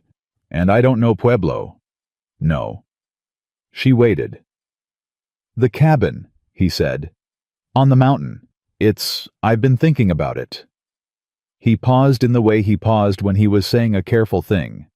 It's mine, but it doesn't have to be only mine. He looked at her. If that's acceptable to you. She held his gaze. 2 chairs, she said. Something moved across his face, real and full, and entirely unguarded for one complete second. 2 chairs, he said. Already there. She nodded. Looked back at the street. Let the moment be what it was, not too large, not too small, just exactly what 2 people who had come through something real together were allowed to have. All right, she said. The July sun hammered down on the Pueblo courthouse steps, and somewhere inside, Shaw was sitting across from Judge Briggs and beginning to understand the dimensions of what he'd lost, and the claim was still in the ground, and the letter was in evidence, and her father had done it right, and she was still here. She was still here. Whitfield appeared between them and looked at the street with them. So, he said, what do we do for the next 7 days while we wait for the hearing? Gideon looked at Clara. Clara looked at Gideon. We go back to the mountain, Gideon said. And the way he said, we easy and natural, like a word that had always belonged in that sentence, settled something in Clara's chest that she hadn't known was still unsettled, and she stood up and brushed the dust from her dress and walked down those courthouse steps toward whatever came next. The ride back to the mountain was different from every ride that had come before it. Not easier exactly. The terrain didn't change for sentiment, but something in the quality of the silence between them had shifted the way silence shifts after a thing has been said that cannot be unsaid, after a word, like we, has been placed in a sentence and left there to mean what it means. Gideon rode beside her, and not ahead the way he'd started doing in the High Valley, and Clara had stopped noticing it as a change, and started noticing it as the way things were. Whitfield had stayed in Pueblo. Briggs needed him for the Pitts deposition and the formal evidence intake, and he'd shaken Clara's hand at the courthouse door with both of his, and told her he'd see her at the hearing, and she'd told him she'd be there, and he'd ridden off with the look of a young man who had done something that mattered, and knew it. Now it was just the 2 of them, and the horses, and the trail climbing back toward elevation. You're quiet, Gideon said. I'm thinking, she said. About the hearing. About after the hearing. She kept her eyes on the trail ahead. If Briggs rules in my favor, when Briggs rules in my favor, I'll have a silver claim. In Colorado. That I know nothing about working. You don't work it yourself, Gideon said. You hire a mining operation, license the vein, take a percentage. I don't know how to do any of that. I do, he said, simply, not offering, not pressing, just a fact made available. She looked at him. You know mining law. I've been on this mountain for 5 years. You learn what the mountain has in it. He paused. I know a man in Canyon City, honest operator. He's been looking for a licensed vein on the North Ridge for 2 years. My father's claim is on the North Ridge, she said. I know. She looked at him a moment longer. You've known about the North Ridge claim since before I arrived. I knew a Thomas Sutton had registered it, he said carefully. I didn't know he had a daughter. I didn't know any of the rest. He met her eyes. I want to be clear about that. I am clear about it, she said. I'm not asking it as a suspicion. I'm asking it because I'm trying to understand all the pieces. He nodded. Accepted the distinction. I knew the claim existed. I knew Shaw wanted it. I didn't know why Shaw had brought a woman into it until you told me outside the livery. He paused. When you told me your name, the connection didn't come immediately. It came that night, when I was thinking about what you'd said. And I thought if she's Thomas Sutton's daughter, Shaw didn't bring her here to marry Rooker. He looked at the trail. I thought about riding down to Rooker's cabin that night. Why didn't you... A pause. Because it wasn't my right. Not without knowing what you wanted. He looked at her. You had to choose. I told you that from the start. She had to choose. It always would be. She thought about those words standing at the livery in the dark before dawn with her carpet bag and her $12, and the sound of a town that had decided she didn't matter, and this man saying it's your choice, like it was the most natural thing in the world to hand a frightened woman her own agency back. It was the right thing to say, she said quietly. It was the only thing to say, he said. They rode on. The cabin was exactly as they'd left it, which Clara found disproportionately comforting, the ordered simplicity of it. The 2 chairs at the table, the cold box in the hillside, and the horses settling back into the corral with the ease of animals returning to familiar ground. She stood in the cabin doorway and looked at those 2 chairs. "I'm going to need some things," she said, "if I'm staying." "Tell me what you need," Gideon said behind her. "A mirror. Not for vanity. I just want to know what my face looks like when I'm talking to people. I've been operating blind for a week." She paused. "Some of my things are still at Rooker's cabin. I'd rather not go back for them." "I'll get them," he said. She turned. "Gideon, Rooker won't touch me," he said. "And I want those things out of his hands. Whatever was your mother's, your father's. It shouldn't be in that cabin." He said it with a quietness that had iron in it. "I'll go tomorrow. You'll stay here." She wanted to argue. She looked at his face and decided not to. Not because she was deferring, she'd made a decision in the last 4 days about the precise difference between deference and trust, and this was trust. He knew Rooker. He knew the terrain. He knew what he was doing. "All right," she said, "but you tell me when you're back." "You'll hear Moses," he said. "Tell me anyway," she said. Something moved in his face. "Yes, ma'am," he said, and it had a warmth to it that the formal words didn't usually carry. He left at first light. She spent the morning doing what she'd been too occupied to do for a week, thinking.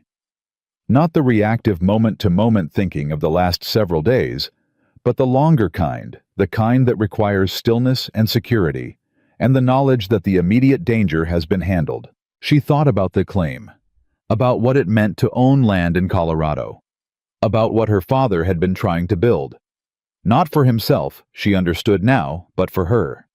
He had gone west at 60 years old, with a cough that was getting worse, and he had found something worth finding, and he had done the paperwork right, and he had tried to warn her, and he had trusted her to figure out the rest. She had figured out the rest. She sat at the table with paper she'd found in Gideon's supply shelf. He kept a writing kit, which she found she could have predicted, and she wrote a letter to her father's lawyer in Columbus, formal and precise. She described the claim, the will, the hearing, the judge. She asked about her father's other effects. She wrote it in the careful way her father had taught her, and signed it in the careful way her mother had taught her to sign her name, like it meant something like a signature was a promise. She was folding the letter when she heard the first horse. Not Moses. Wrong rhythm. She was at the window before she'd finished the thought. One rider, coming up the east approach, not the main trail, the side trail, the one that came around behind the rock face, the one that required knowing the mountain. She didn't know the horse. She didn't know the rider. She went to Gideon's rifle cabinet. He'd shown her where the key was the first night without explanation, and she'd understood the explanation without needing to hear it. She took out the Winchester and checked the load the way he'd shown her, and went to the door and stood where the frame would give her cover, and waited. The rider came into the yard and pulled up, and she saw his face, and did not lower the rifle because his face was not one she recognized, which was not reassurance. He was 50 or so, well-dressed for the trail. No deputy star. No gun that she could see, which meant either he wasn't armed or he was careful about not showing it. "Miss Sutton," he said. "You know my name," she said. "I don't know yours." "Robert Hale," he said. "I'm an attorney. Denver office." He reached slowly into his coat and produced a card. "I represent the interests of the Colorado Silver Mining Consortium. I'm here about the Sutton claim." She did not lower the rifle.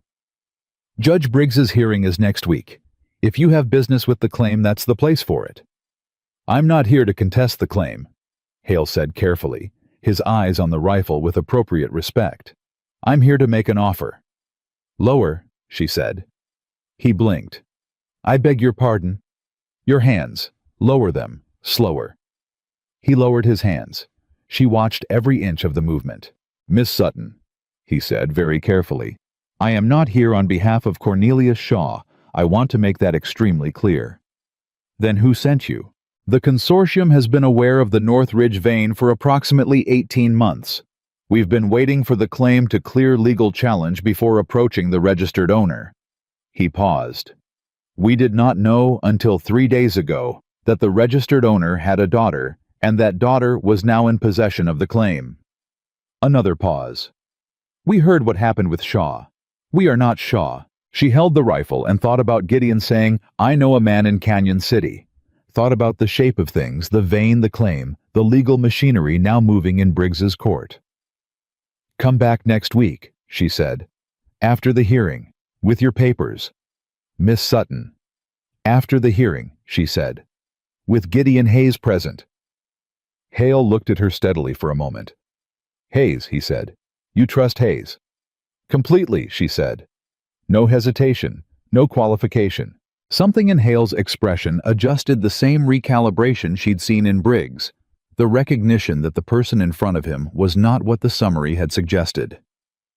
"After the hearing," he said, "with Hayes." He picked up his reins. "You handle that rifle like you were born to it, Miss Sutton." "I learned last week," she said. He looked at her one more moment, turned his horse and rode back down the east approach. She lowered the rifle. Her hands were completely steady. She looked at them for a moment. These hands that had packed a bag in the dark and sewn a letter against her ribs and pressed flat on a judge's desk.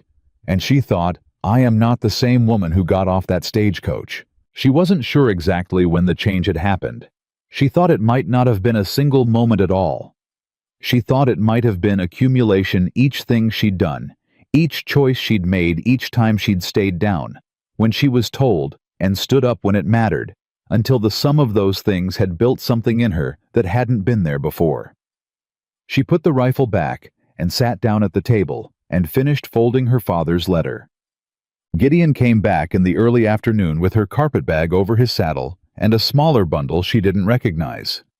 She was at the corral before he'd fully dismounted. "Rooker," she said. "Gone," he said. "Cabin was empty. Looks like he left in a hurry." He untied the carpetbag and handed it to her. "Everything I could find that looked like yours." She took it, opened it. Her mother's thimble, the lock of hair from her father's funeral, the photograph she'd brought from Columbus, not the false one of Rooker, but her own. Her father and her mother on their porch in Ohio, squinting into summer light. She pressed the photograph against her palm. "Thank you," she said, and meant it in the full measure of what it covered, not just the retrieval, all of it, everything from the livery to this moment. He looked at her. "There was something else," he said. He held out the smaller bundle. "In the back of the cabin, behind where the stove was. I think Rooker left it when he cleared out, didn't want to be caught with it." She unwrapped it.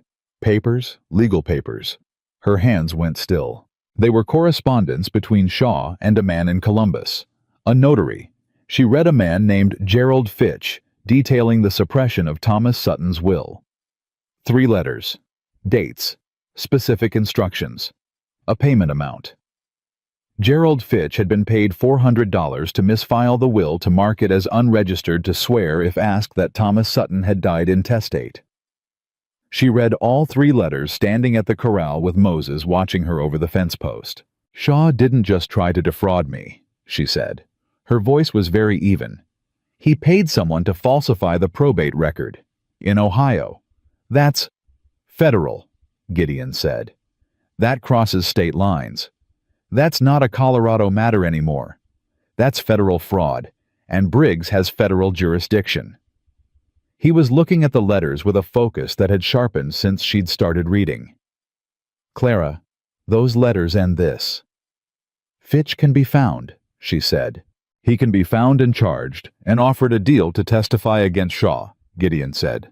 "That's how these things go. One man rolls over on the bigger man, and the bigger man—" He stopped.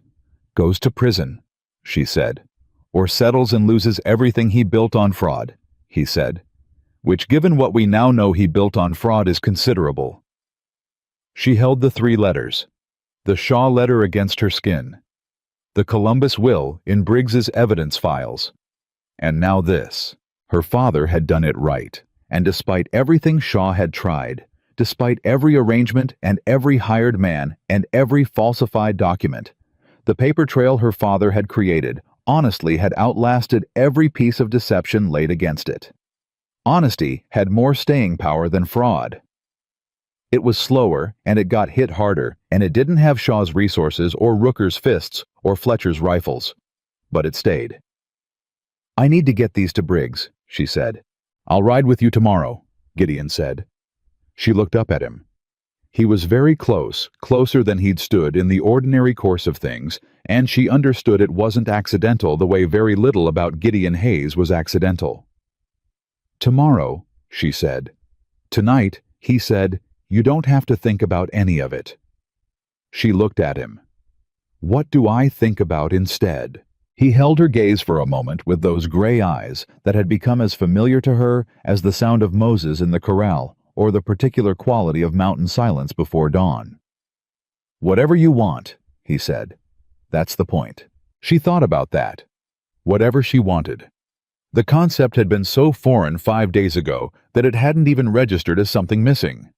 She had come west for a life she'd been sold a false description of carrying someone else's plan for her existence, and she had arrived to find that plan was a trap, and every person who should have helped her had looked away. And then a man outside a livery had looked directly at her and asked if she was all right and meant it as a genuine question, with room in it for a genuine answer.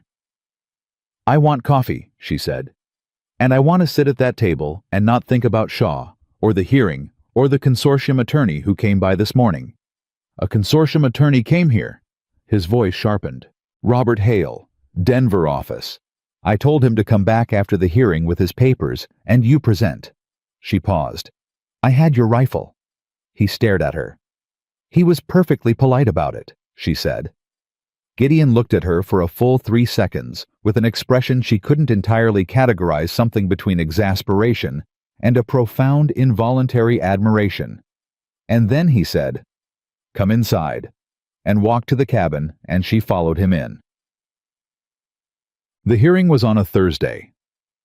Briggs's courtroom in Pueblo held maybe 40 people and had 35 in it when Clara walked in, which she hadn't expected, and which told her something about how far the story had traveled in a week. She recognized Whitfield near the front. She did not recognize most of the others, but she recognized the quality of attention in the room, the specific alertness of people who understand that what happens in a room like this decides something real. Shaw was there, across the aisle, with 2 lawyers this time. He looked at her when she came in. She looked back at him steady and direct, and he was the first to look away. Gideon sat beside her, his shoulder almost touching hers. Not quite. Briggs came in, and the room stood and sat, and the clerk called the case, and it began. It lasted 4 hours. Shaw's lawyers were good. She gave them that. They challenged the authentication of the Shaw letter, the chain of custody, the credibility of the Columbus will copy. They argued that Rooker's arrangement with Clara had been a legitimate mail-order marriage contract that she had broken by leaving, and that any documents found on the property were therefore subject to question. Briggs let them run. He was patient in the way of a man who knows exactly where the floor is and is content to let others discover it at their own pace. Then Whitfield testified. Then Clara testified. Then Briggs entered the 3 Columbus letters, the Shaw to Fitch correspondence, about the will suppression into the federal record. Shaw's lead lawyer asked for a recess. Briggs denied it. The Fitch letters broke the case open like a seam in rock. Clara watched it happen in real time, the lead lawyer leaning to Shaw and speaking quietly, Shaw's face doing the calculation she'd watched Rooker's face do on the mountain trail, and arriving at the same destination, the math had changed. "Mr. Shaw," Briggs said at the conclusion of testimony. The federal record now contains documentary evidence of a conspiracy to suppress a registered testamentary document across state lines. Fraudulent misrepresentation in a mail-order arrangement designed to induce Miss Sutton to travel to Colorado under false pretenses, and an attempt to fraudulently claim a registered silver claim through fabricated intestate proceedings. He paused. I'm ruling in favor of Miss Clara Sutton as sole legal heir to the Sutton claim on the North Ridge of Fremont County. The intestate ruling issued by Judge Carver in Leadville is hereby vacated, and that ruling is referred to the Federal Oversight Board. Another pause. The federal fraud investigation will proceed separately. I'd suggest, Mr. Shaw, that you speak with your attorneys at length this afternoon. Shaw said nothing. Clara looked at him one last time. This man who had arranged her life like a transaction, who had paid to suppress her father's will, who had sent Rooker's letters and Fletcher's rifles and Gerald Pitts on a road to nowhere, and she found she felt less than she expected to. Not nothing, but less than the size of what he'd tried to do. He was smaller than his crimes the way people usually are, and the law was larger than him, and that was the only thing that needed to be true. She looked away first, not because she was deferring, because he was no longer worth the sustained attention. Gideon's hand found hers under the table, briefly. Just the pressure of it warm and certain, and then he let go before anyone could have said for certain it had happened. She looked at him.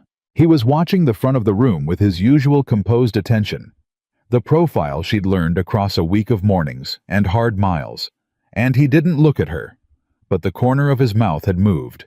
She looked forward, too. Smiled. Outside the courthouse in the July afternoon, Whitfield shook both their hands and told Clara she was the most efficient person he'd ever watched walk through a legal process, and she told him it helped to have the right people around you, and he turned red and professional simultaneously and excused himself to file his final deposition. Robert Hale was waiting at the bottom of the steps. "Miss Sutton," he said. He looked at Gideon. "Hayes." "Hale," Gideon said. Not unfriendly, measured. "The consortium's offer still stands," Hale said. "Now that the claim is clear, we'd like to discuss licensing terms." "Schedule a meeting," Clara said. "In writing, through Judge Briggs's office, so there's a record." She paused. "Bring your full terms. Mr. Hayes will be present." "Understood." Hale looked at Gideon. "She does that every time, doesn't she?" "Every time," Gideon said. Hale allowed himself a small, genuine smile. "I'll be in touch." He walked away. Clara looked at Gideon. "Did you know Hale before this?" she asked. "I've dealt with the consortium before. Hale is honest, for a Denver attorney." He paused. "The offer will be reasonable. The North Ridge vein is good, but not extraordinary. It'll produce steady income, not a fortune. Enough to build something real." "Something real," she said. "Yes." She looked at the courthouse, at the street, at the mountains in the distance, enormous and permanent and entirely indifferent to courts and claims and the calculations of men like Shaw. "I want to work the claim myself," she said. "Not just license it. I want to understand what my father found, what he left me." She looked at Gideon. "Is that possible?"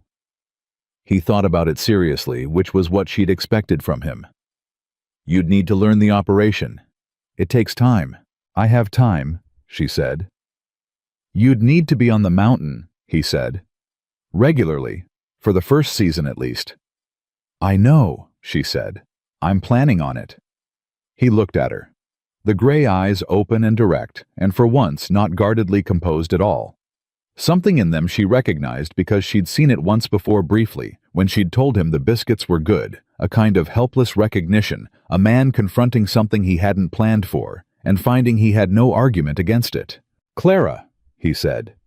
"Gideon," she said. "I need to say something." "All right." He looked at the mountains, back at her. The careful man choosing careful words, and she waited because she had learned that his silences were always worth waiting through. "I came up to the mountain 5 years ago because I needed somewhere that was only mine," he said. No history in it, no grief in it, just the work and the terrain and the quiet. He paused. I'm telling you this so you know what I'm saying when I say that the last week you on that mountain, it doesn't feel like an intrusion. It doesn't feel like something I'm tolerating. He stopped, looked at her directly. It feels like the mountain finally got something right. The street went on around them. Horses' voices, the ordinary noise of a Thursday afternoon in Pueblo, Colorado, 1883. Clara looked at this man solitary and careful and utterly without deception, who had offered her a choice in the dark outside a livery and meant every word of it, who had wrapped her burned arm and told her her father had done it right, and sat beside her in a courtroom while the law did what law is supposed to do, when honest people refused to let it be bent, and she thought about what her father had written in that last letter. Not everyone is who they claim. Gideon Hayes was exactly who he claimed, every inch of him. The mountain didn't get it right on its own, she said. You chose to stop. He looked at her. Outside the livery, she said. You could have kept walking. You'd seen a bruised woman before, I imagine. You could have told yourself it wasn't your business. She held his gaze. You stopped. That was a choice. That was you. He was quiet for a moment. Then, best choice I've made in 5 years. She stepped forward and took his hand. Not tentatively, not with apology or hesitation. She took it the way she'd taken Daisy's reins on the ridge cutoff, with both hands and full commitment, because the only way through hard terrain was to decide and ride. He closed his hand around hers and held on. Let's go home, she said. And Gideon Hayes looked at her. This woman who had arrived on his mountain with a bruised face and $12 and a letter sewn against her ribs, who had stood in front of Rooker on a mountain trail and in front of Shaw in a federal courtroom with the same unshakable, clear-eyed certainty. And he said, "Yes, ma'am," in the voice that made the formal words mean everything else. They rode north. The mountain waited above them, patient and permanent, and large enough to hold whatever they brought to it. The claim was hers. The cabin had 2 chairs, the hearing was done, and the law had done its work, and the man who had tried to buy her future had been handed his own instead.